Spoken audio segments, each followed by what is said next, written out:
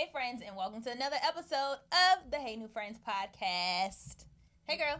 Hey girl. So guess what, guys? We've been looking at the feedback. We put up a post. We're super excited about our podcast. We've already started getting ideas for next season. And of course, we wanted your input. So we took a look at the gram and went through some topics. And so we picked one randomly. What we got? Yeah. So the one that was drawn today was about friendship breakup. And it's a topic that the both of us know way too well, and not separately, but together. Oh, I was going to say definitely together. I mean, I've had some experiences alone, but we've had a friendship breakup before, right? It's not funny. Like, I don't think our friendship breakup was funny, but yes, we had a friendship breakup. Honestly, it was so long ago. I mean, it was so petty. We were probably about 14? No, we was older than that, I think. Oh, yeah, because we were stealing cars and doing everything else. I don't remember exactly when it was, but we definitely had a friendship breakup. But even though it was so long ago, I think the lessons that we learned could be applied. So let's just go ahead and tell the story. My version or your version? You start. Okay, so we had, at the time, Carter was the only person working, and she was the only person who had a full-time. Well, she was the only one out of all of us who had her own vehicle, right? So I could ask for my mom's car. I could ask for my aunt's or, somebody's car if we needed a car. But Carter is the one who had her own So it was kind of like we did take advantage, us and my other group of friends. We took advantage. We felt like she should always, drop whatever she doing. Come on, we need to do this right now type of thing. This is what I'm going to say in retrospect. And I don't think I've heard this version of the story. Go ahead. Really? No. Okay. And so she was working at Subway, and we wanted to go somewhere, and she was like, she's real snappy, as you all already know. And so she was like, no, I have to go to work at da-da-da-da. If you all aren't going right now, then we're not going. And so, it was like real snappy, like, whoa, we don't need you type of thing. I do not remember the version of the story, but it makes sense. It's coming back to mind, I guess. And so for me, I wasn't the one that she necessarily got snappy with, or who needed the urgency of what needed to be done wasn't necessarily it wasn't necessarily what I wanted to do. I mean, I wanted to do it, but I was just kind of like in the background with another friend. And so instead of being a mediator, which now I'm very much so that person. Mediator. I'm the mediator. But, just being younger, and that's definitely one of the lessons that I learned, is that sometimes you definitely have to be the mediator with your friends. And so I'm just that loyal friend, regardless.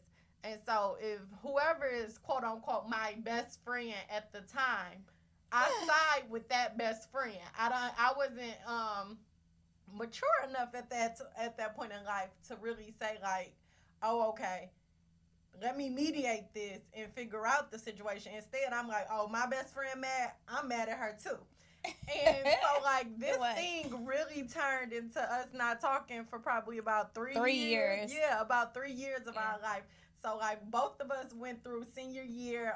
We're a grade behind each other. So, we both went through, oh, that's so true. You weren't in none of my senior year stuff. Yeah, none of our, senior year things. And then even, her first year of college, we didn't start talking until I went to college. So, so it was probably, a 3 to 4 year gap where we did not talk to each other. And so it's weird because we lived around the corner, families were still connected, and then, And then our community is, super small, y'all. Yeah, so, everybody really knows everybody. Town. It's not like we didn't see each other or didn't hang out at the same spots. We just legit, ice cold, just stopped talking to each other. And so it was almost like when we would see each other in person, it wasn't beef or it wasn't tension. We just didn't speak. We would just look at each other, or, I think one time you started back speaking, and I would just be like, hey, and just keep moving. The more mature one.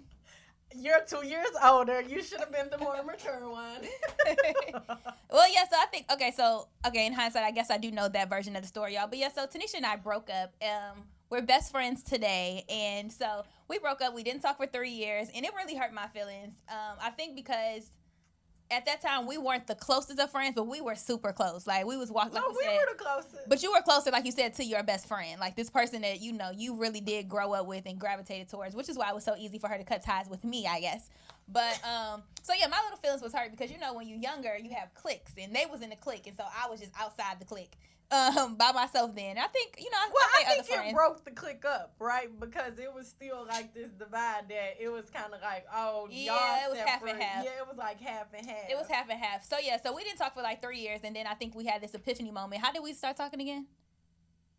I don't know, probably because you just kept speaking every time you saw me, and I'm just like, she probably want to be friends again. I don't think that was it. I think you called me or you wrote me. It was some questions about something. It had something to do with DC or some type of dreams. It was something we ended up having a conversation. We would have to go back to some messages.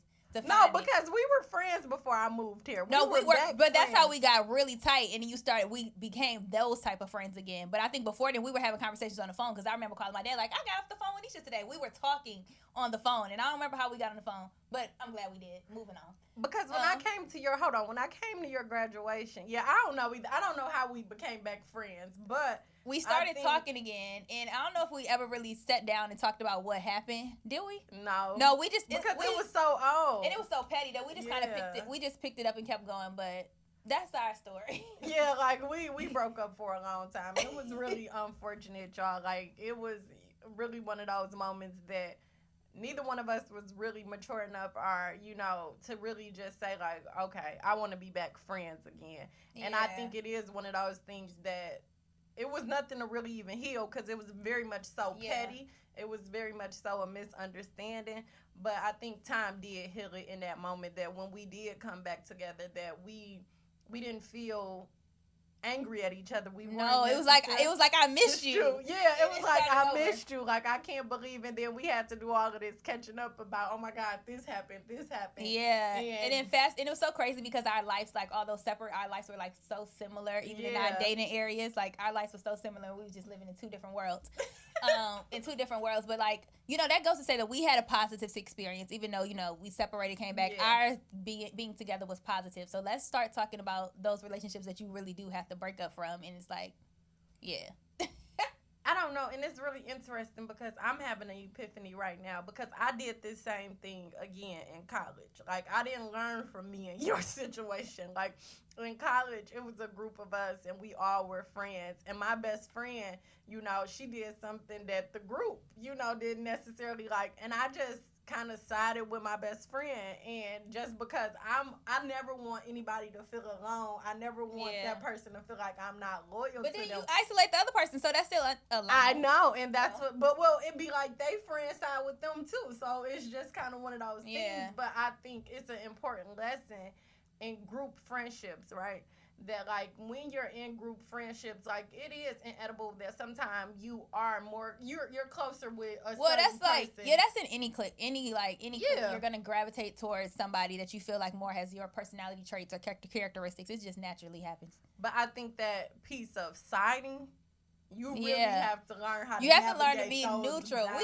We had one childhood friend, and I'm just gonna shout out to Erica. We had one childhood friend who just always remained neutral through it all. Like, she was just everybody's friend.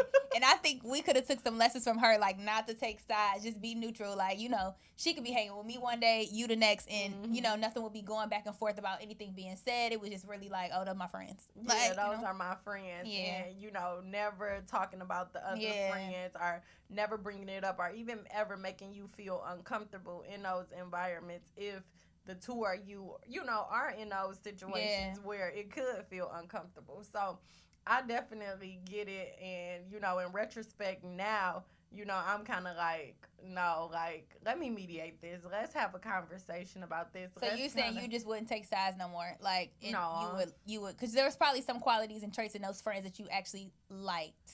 Yeah. Because I pride myself in my friends, right? Your friends are the family that you get to choose.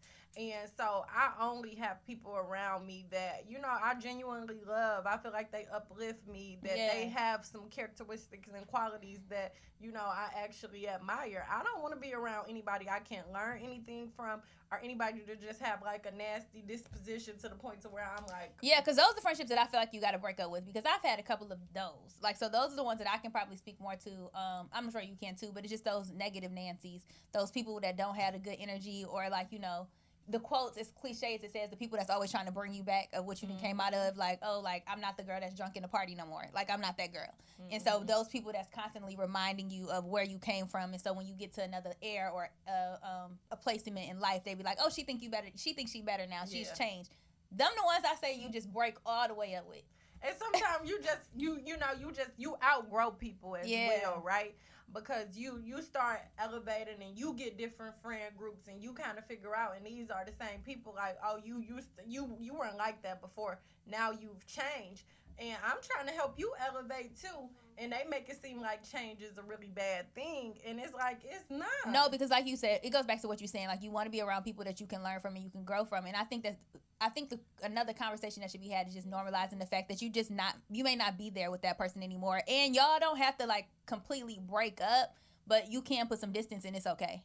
Yeah. Like, you can spend more time with this friend group than this person. They gonna feel away, but the conversation to be had is just basically like, I'm just interested in this now. Like, But it's a very difficult conversation to have, right? That's a hard conversation, because it's not like you can literally... sometimes distance does like just tell it all, but I think you also owe that person a little bit of respect, to the point to where you should have this conversation about why you all can't be, friends. Yeah. How you were. Facts. Yeah, but I feel like, okay, guess for me, because I am the friend that's not confrontational. I'll just avoid you at all costs. You know that. Like, and so, but I think you're right. There is a conversation that should be had, and you shouldn't feel bad for having those type of conversations, because it doesn't have to hurt. But I think that's what makes it feel like beef, right? Yeah. That we didn't have this conversation. I don't know she just why stopped you talking. Don't talk. Yeah, she just stopped talking to me. And that's not fair. Like, that's not fair to the other person, because it's not like in some situations, yes, I just stopped talking to you. Like, that's just what happened. But in other situations, it was more like you said. It was like, it's not that I didn't want to be your friend. We just weren't on the same page in that moment. So, you have friends in pockets. You have friends you turn up with, friends you pray with. Hopefully, I'm well-rounded, y'all, now. I got friends I do all those things with in one. But, you just could put friends in different buckets. And so, maybe I was spending more time with my investor friends than I was my turn-up friends. It just depends. I don't know, though, because I think you got to think about it, like, in those moments of, like, sometimes I think everybody is in your life for a reason. Definitely. And sometimes you're not always going to get exactly what you're going to get from all your friendships and certain friends, because sometimes that is the friend that you are the person who's in their circle. Definitely. But you got to be, that's why I said you put friends in buckets, and you got to be able to recognize that too, that you probably are that guiding light or that star in that person's life. I'm okay with that too. Like, I am simply saying that it's okay to, I guess what I'm essentially saying is, it's okay to grow and evolve in life and not feel like everybody has to go with you, because they don't. And the reality is they won't. They aren't going to go with you. Yeah. And so I guess for me, like, that whole cutting off piece, like, I've done it before, but what was the reason why you cut somebody off that you felt like it was validated? I think for me, like, I'm very giving. Like, I will give you whatever. I don't care what it is, my time, my money, my clothes, whatever it is that you need, I will give it to you. And at a certain point, when I'm just like, okay, that's enough. Like, you're sucking the life out of me. You're taking too much from me. Definitely. That I just draining relationships. Yeah, that I have to stop. If I have to keep, redirecting you, having these same conversations with you, about what's going on, right? Like, you don't serve me a purpose anymore, because you're taking too much of my energy that I have to channel my energy in another way. Like, some people call it confrontational, but I don't want to keep having difficult conversations. But I am that person, like, oh, I'm going to have the conversation because you need to know. So when I stop talking to you, you know why you're going to know why I stopped talking to you, because I brought it to you before I stopped talking to you, type of thing. And so I'm saying, like, the whole ghost thing. Like, I'm not into ghosting. I don't think I've ever really ghosted A friend. Do I? Have I? Was that situation I ghosted a friend? I don't know, maybe. I don't think I've ghosted a friend. What you think ghost is, because I'm that friend, and you are too. No, I ain't ghost no friends because no. Hold on, I was saying something else. No, I was thinking about it though, because in hindsight, I haven't ghosted friends. I've had conversations like you said, and there's been text messages, there have been conversations, and after a certain point, you just tired of repeating yourself, so you stop talking. That's not necessarily ghosting because we talked about it, so you still know why I ain't talking to you. But go ahead. Well, I'm saying in those moments of like, I guess ghosting, I guess when you finally have your final straw, do you tell them like that's the final straw? Like, yeah, because I can recall a point in time where we actually had one of my closest friend groups. We had a group chat, and everybody was saying how they felt, and so everybody was like the straw that broke the camel's back. And literally, everybody's like, let's just take a break from each other in this group chat. Like legit, that's what was said. Like, let's take a break from each other in this group chat because right now we're not. We just feel like we're in different places and maybe we don't need to communicate. And they dismantled the whole group chat. So technically, they ghosted themselves. Okay, that's fair. But I know, like, for me, I guess ghosting would be kind of hard because I'm not the friend you talk to every day. I'm not the friend you talk to every week. Yeah. I might not even be the 2-week friend. I'm the friend that you got an idea, call me. You need something, call me. You know, and I have two of my.